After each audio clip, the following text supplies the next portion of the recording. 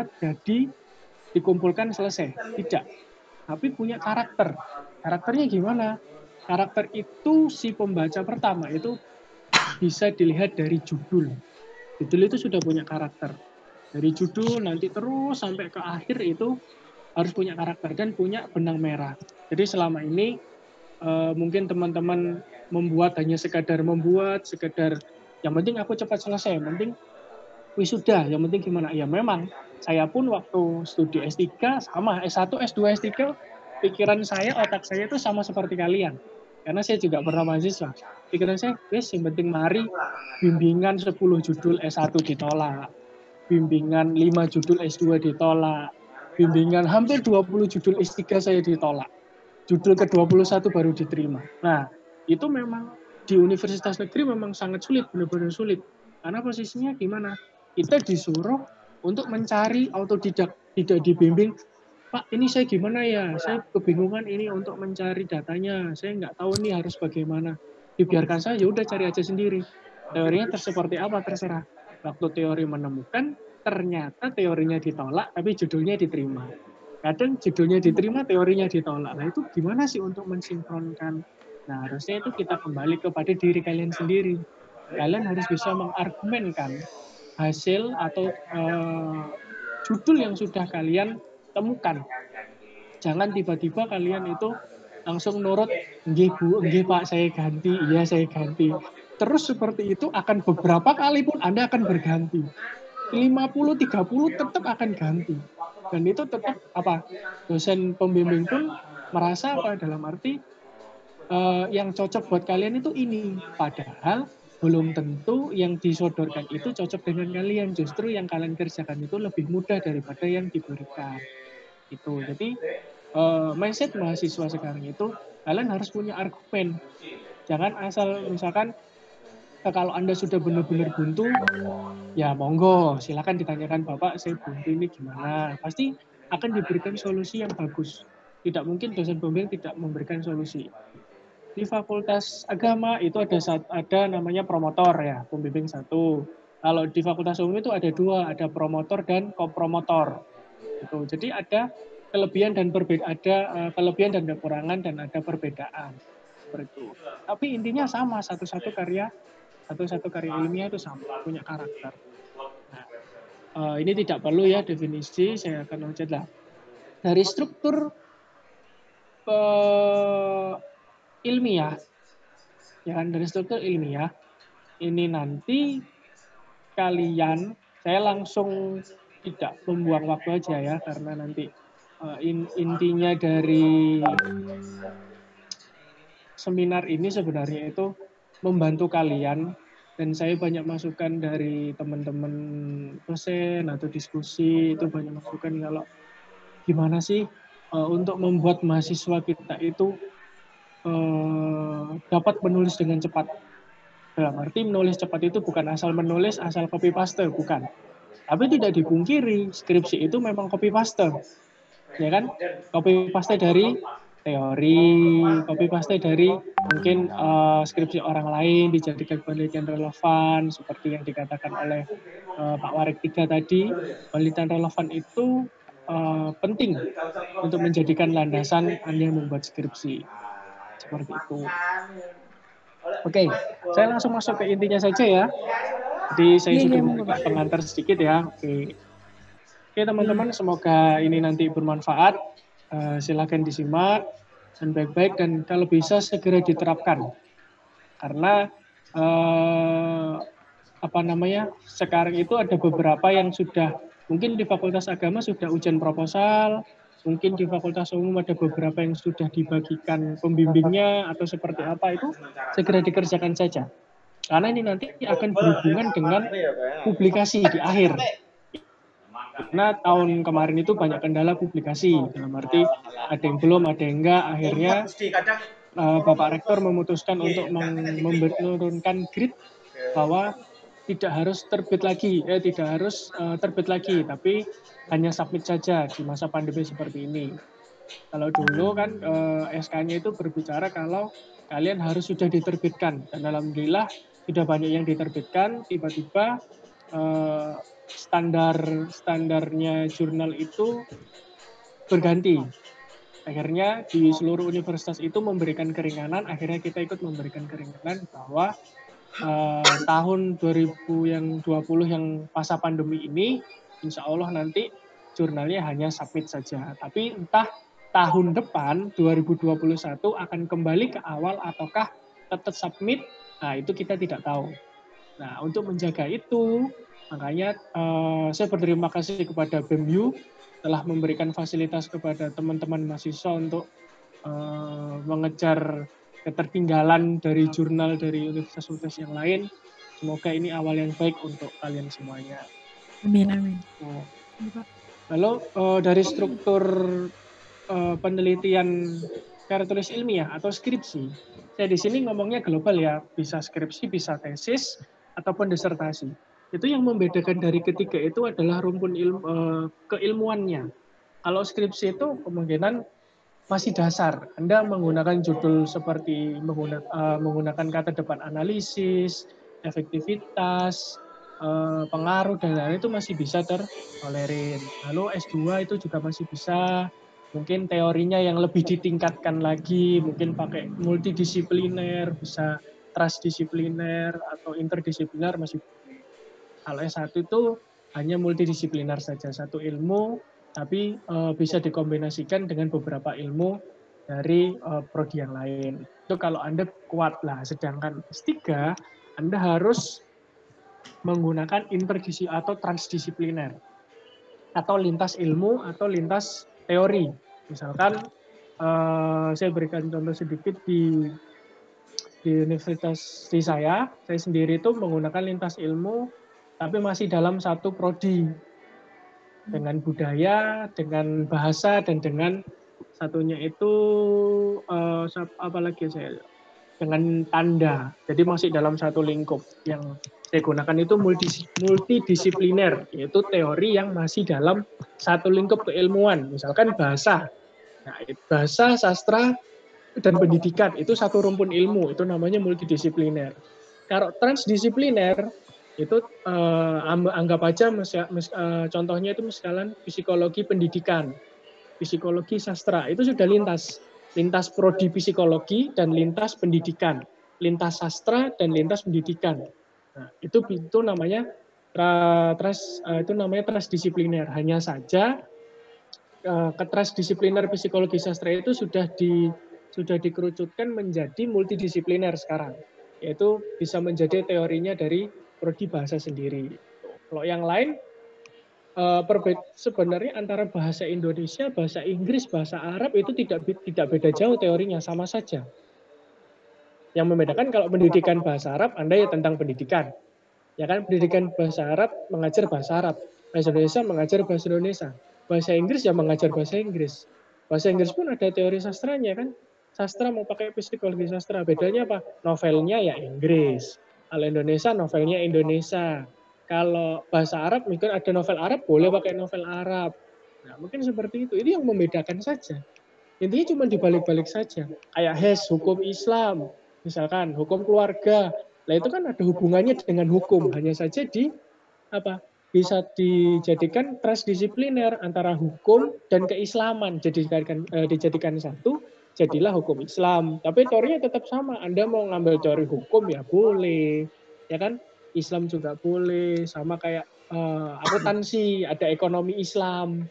Nah, ekonomi Islam kan juga membahas tentang ekonomi ya, tentang akuntansi, tentang manajemennya, tapi dari sisi keislaman. Itu namanya transdisipliner. Nah, jadi hal-hal seperti itu S1 dan S2 perlu tahu. Jadi kalian nanti tidak bingung antara teori mana yang cocok. Nah, kecocokan teori itu kita kembali ke objek dan kembali ke diri kalian. Kalau diri kalian sudah serk ke itu, pertahankan di depan pembimbing Anda.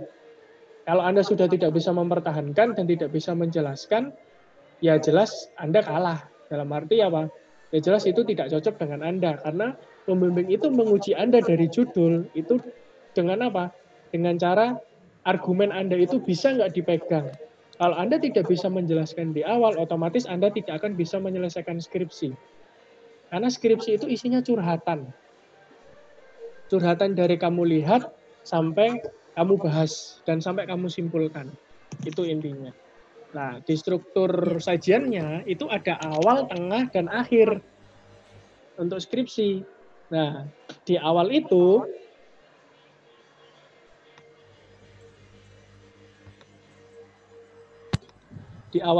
ada namanya halaman judul, halaman pengesahan, lembar pernyataan, lembar pengesahan. Lembar pernyataan itu berbeda dengan pengesahan. Kalau lembar pernyataan itu yang berisikan pernyataan bahwa skripsi saya sudah layak diujikan dalam ujian proposal. Itu pernyataan. Oke.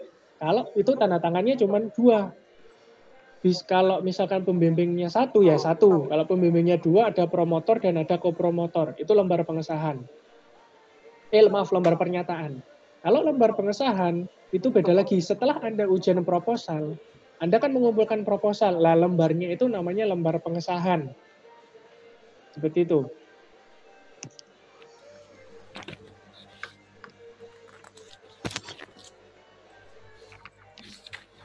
Nah, namanya lembar pengesahan.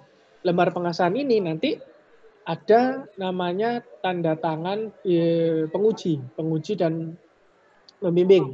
Jadi nanti isinya di lembar pengesahan ini itu adalah mengesahkan bahwa ujian proposal saya ini dengan judul ini sudah diujikan pada tanggal berapa.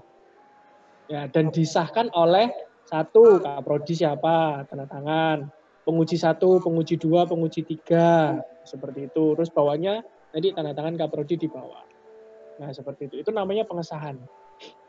Kalau abstrak ini ya diambil dari butiran-butiran yang ada di dalam skripsi kalian.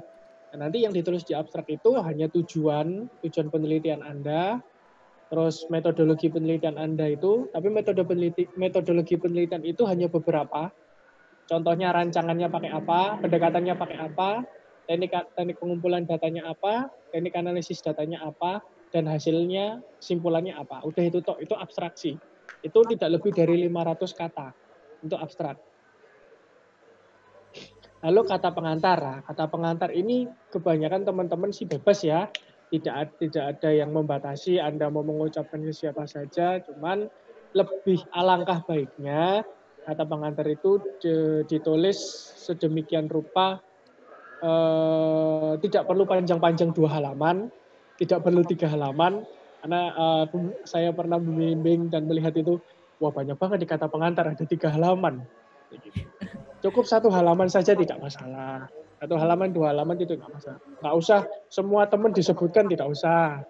Lalu dan lain-lain gitu aja. Kalau nggak in the gang dan lain-lain itu nggak apa-apa. Jadi justru yang menarik itu ada di kata pengantar kalau skripsi itu. Halaman daftar isi, ya itu daftar isi, normalnya daftar isi, runtutannya seperti itu. Halaman daftar tabel, lah daftar tabel ini kalau Anda menggunakan tabel, Anda harus punya daftar tabel. Nanti kan ada tabel 1.1, kalau nggak ada tabel 1, tabel 2, tabel 3. Nah, itu nanti dicari halaman khusus tabel. Halaman tabel 1 itu halaman berapa, tabel 3 halaman berapa, 4 halaman berapa. Terus ada daftar gambar. Beda lagi daftar gambar. Daftar gambar itu kayak grafik, diagram bagan, terus ada foto-foto, itu nanti kan di lampiran. Nah, itu nanti ada halamannya juga. Seperti itu. Ini bagian awal. Lalu ada bagian tengah. Nah, bagian tengah ini kita sudah mulai masuk ke dalam pembuatan skripsi, pembuatan tesis. Yang pertama pendahuluan, kedua itu ada penelitian yang relevan dan landasan teori. Yang ketiga ada metodologi, yang keempat itu analisis data dan pembahasan, dan yang kelima adalah simpulan dan temuan penelitian. Temuan itu penting karena temuan itu nanti menjadi state of the art-nya penelitian Anda. Jadi penelitian Anda ini baru, ya kan, dikatakan baru itu karena temuan penelitian Anda itu berbeda dengan temuan penelitian yang ada di penelitian yang relevan di bab 2 tadi. State of the art-nya itu ada di nomor 5, di bab 5. Nah, di bagian akhir ini adalah daftar pustaka, referensi, dan lampiran. Daftar pustaka ini pun harus lengkap. Kalau Anda mengutip, misalkan ada beberapa kutipan, banyak kutipannya, otomatis daftar pustakanya nanti akan banyak. Karena yang Anda kutip di dalam skripsi atau tesis itu pasti nanti akan dihadirkan di daftar pustaka. Pak, kalau ada yang meleset sedikit, ya kalau bisa dicari, diulang lagi kutipannya apa, cari biasanya ada di pencarian di Word itu ada namanya pencarian, nanti tulis saja namanya siapa gitu, nanti keluar, dicek di daftar pustaka disamakan. Oh ini ada enggak? Oh kalau enggak ada, tinggal diketik lagi, seperti itu. Lalu terakhir lampiran. Lampiran ini berupa kalau kualitatif itu ada foto, ada gambar, kuantitatif juga ada gambar, ya kan ada variabel, ada grafik, tabel dan lain-lain itu masuknya di lampiran. Tapi berbeda grafik dan tabelnya itu berbeda di lampiran. Ya, intinya cuma foto-foto aja lah kegiatan kenangan-kenangan kalian untuk mengerjakan skripsi itu lampirannya dimasukkan di situ. Makanya yang biasanya membuat tebal-tebal skripsi dan tesis itu adanya lampiran. Gitu. Ada di lampiran. Saya aja disertasi itu cuman 500 halaman. Lah yang tebel apa? Lampirannya 500 halaman lagi, maka jadi total 1000 halaman. S2 juga sama. Saya S2 itu isinya cuma 100 halaman, tapi lampirannya 200 halaman. Karena saya mentranskrip cerita. Sama hal-hal seperti itu memang yang paling banyak lampiran kok. Kalau isi nggak begitu banyak, hasil pun nggak begitu banyak. Yang penting sudah menyelesaikan masalah yang sudah dijawab. Itu aja intinya di dalam analisisnya. Oke, ini adalah susunan dari kerangka karya tulis ilmiah atau kerangka skripsi dan tesis. Mungkin di UNHAS ini punya perbedaan pedoman ya. Saya tidak tahu pedoman yang ada di Fakultas Agama, Pasca. Kalau yang umum saya ada. Tapi kalau yang agama saya kurang begitu paham. Setahu saya cuma menggunakan footnote ya. Kalau yang di Fakultas Agama seperti itu. Yang membedakan cuma itu. Kalau rancangan sih sama, seharusnya sama. Termasuk S2 harusnya sama. Dan S2 itu lebih detail lagi rancangan untuk pembuatan tesisnya itu lebih rinci lagi. Tidak sekadar membuat hampir sama kayak skripsi, berbeda. Jadi di pendahuluan itu ada namanya latar belakang, ada rumusan atau fokus. Jadi Anda bisa memilih mau menggunakan rumusan atau fokus. Kalau rumusan itu menggunakan kata tanya, kalau fokus menggunakan pernyataan. Itu bedanya. Lalu ada tujuan, umum dan khusus, ada manfaat teoretis dan praktis, dan ada definisi istilah atau definisi operasional. Jadi berbeda istilah-istilah. Lalu di bab 2 itu ada penelitian relevan, atau kalau anak kuantitatif itu bilangnya research gap. Nah, research gap. Lalu ada kajian teori. Lalu kalau kuantitatif itu ditambah hipotesis. Dan terakhir adalah kerangka konseptual. Nah, kerangka konseptual ini penting sekali di dalam pembuatan skripsi. Karena petanya konsep Anda itu jatuhnya ada di kerangka konseptual. Jadi Anda menjelaskan. Misalkan teori A itu nanti membahasnya tentang apa, 1 apa, 2 apa, 3 apa, nanti di model akar. Ya ada contohnya. Lalu metodologi penelitian. Itu ada rancangan penelitian, ada lokasi. Terus kalau menggunakan kualitatif itu ditambah dengan penemuan informan, sumber data dan data, teknik pengumpulan data. Kalau kuantitatif itu ada populasi, sampel, ada variabel, ada instrumen, terus ketambahan teknik analisis data, pengujian keabsahan data, dan alir penelitian. Jadi segitu banyaknya prosesnya. Yang paling rumit itu adalah membuat bab 1. Bab 2, bab 3 itu mudah. Yang susah mengawali teman-teman itu adalah bab 1. Susahnya di mana di bab 1? Yaitu di latar belakang. Kalau latar belakang sudah terbentuk, kemungkinan semuanya mulai dari rumusan, tujuan, manfaat, definisi, sampai metodologi penelitian itu bisa jalan dengan sendirinya. Dalam arti apa? Metodologi penelitian itu Anda copy paste aja dari punyanya orang lain, diganti kalimatnya bisa. Karena hampir-hampir sama kan, yang membedakan paling yang kamu ganti cuman apa? Objeknya, prosesnya. Kalau kuantitatif, kalau kuanti itu ada variabel X, Y-nya, ada variabel X1, X2, dan X3.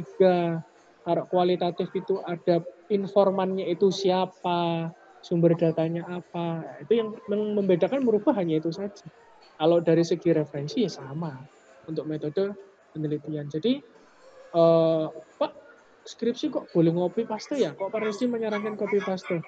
Itu cara mudah, cara awal Anda untuk membangkitkan semangat Anda itu di situ memang. Kopi paste dulu, ya kan? Setelah copy paste, dirubah bahasanya, dirubah disesuaikan topik Anda, disesuaikan dengan cara penelitian Anda. Dari situlah Anda bisa mulai memberikan apa? Ide-ide sedikit atau muncul kalimat-kalimat sedikit. Oh, seperti ini. Akhirnya Anda lama-lama bisa menulis dengan apa? Dengan pola yang sudah dibuat orang itu, sehingga pola Anda bisa terbentuk dengan pola yang baru. Nah, baru nanti di akhir kan tetap di scan plagiasi. Nah, scan plagiasi itu buat menilai itu tadi bahwa yang Anda copy paste tadi yang jadikan referensi itu masih sama enggak. Kalau sudah enggak sama ya sudah, berarti penelitianmu sudah bagus, dalam arti sudah aman dari sistem plagiasi dan bisa dipertanggungjawabkan. Gitu. Rata-rata kan Anda kesusahan itu membuat sendiri semuanya.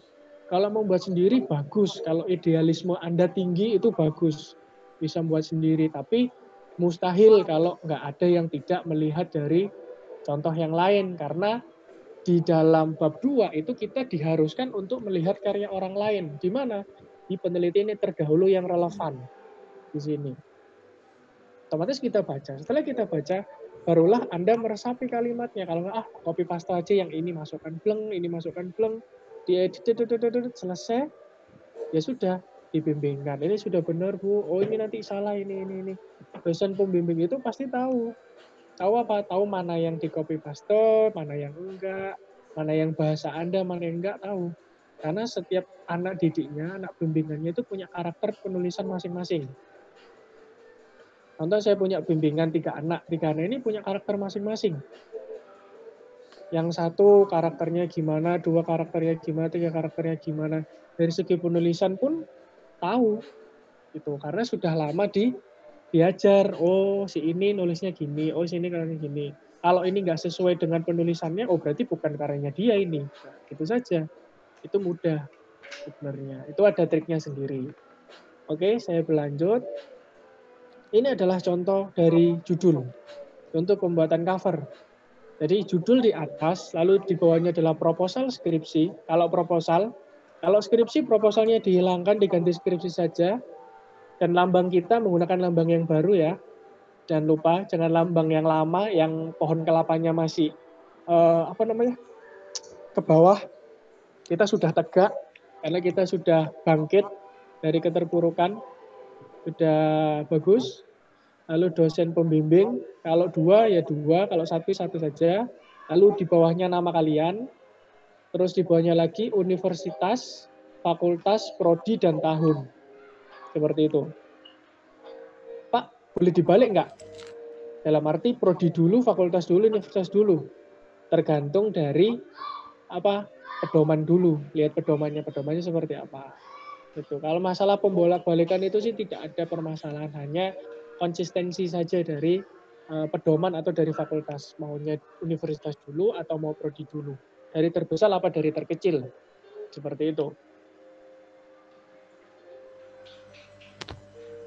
Nah, ini dia syaratnya judul, atau syarat dikatakan judul itu menarik atau bagus atau mempunyai state of the art-nya itu di mana sih?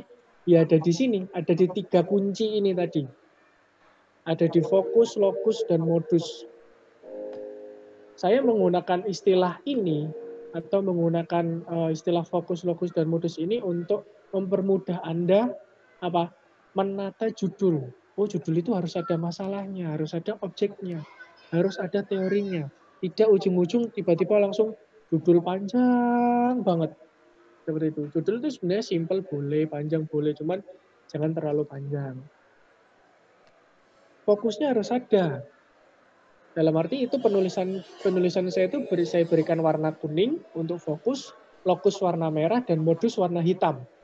Nah, saya punya beberapa contoh judul dari beberapa yang sudah saya buat dari beberapa prodi. Ada prodi manajemen, prodi akuntansi, prodi bahasa, prodi pendidikan, prodi teknik informatika, PAI sampai PPA. Itu ada judul. Yang dari manajemen itu ada warna hitam, ada warna kuning, ada warna merah. Warna hitam itu mencerminkan apa? Mencerminkan, kita kembali ke awal, diingat warnanya. Modus itu warna hitam, lokus itu warna merah, dan fokus itu warna kuning. Saya kembali ke belakang. Warna hitam itu adalah teorinya, yaitu tentang strategi pemasaran. Itu nanti yang akan muncul di bab 2, yaitu tentang strategi pemasaran. Konsepnya tentang strategi pemasaran. Ya kan? Lalu kuning itu adalah masalahnya, yaitu meningkatkan kinerja perusahaan. Itu adalah masalahnya. Karena perusahaan itu masalahnya adalah tentang kinerja. Ya kan? Lalu yang merah itu adalah PT. Di PT mana? Karena ini bentuknya manajemen. Jadi pandangan kewirausahaan terhadap strategi pemasaran untuk meningkatkan kinerja perusahaan di PT mana. Nah, ini sudah mengandung unsur fokus, lokus, dan modus. Ini dikatakan judulnya bagus. Berarti punya apa? Punya karakter. Dia fokusnya jelas, dia teorinya jelas, dia masalahnya jelas, dan tempatnya di mana itu jelas. Yang kedua, ini dari akuntansi. Pengaruh risiko pembiayaan. Nah, risiko pembiayaan itu masalahnya. Ya kan? Pengaruh risiko pembiayaan itu masalah. Kinerja kesesuaian syariah dan kinerja profitabilitas itu adalah apa? Modusnya atau teorinya tentang risiko pembiayaan juga. Lah, tujuannya objeknya di mana? Objeknya di perbankan syariah di Indonesia, itu luas. Jadi cari adalah profitabilitas. Jadi cari profitabilitasnya di bank syariah, dan kinerja itu adalah teori nanti, konsep yang akan Anda bahas di bab 2. Jadi yang ada di judul ini ada benang merah. Jadi judul itu tidak putus dengan susunan penulisan karya ilmiah. Semuanya itu ada benang merah. Ketarik semuanya itu jadi lurus dan jadi kesatuan, jadi pembahasan. Kalau judulnya aja sudah putus, pasti isinya nanti akan kacau, tidak terfokus terhadap teori dan terhadap masalahnya. Akan kemana-mana nanti jadinya. Seperti itu. Yang kedua itu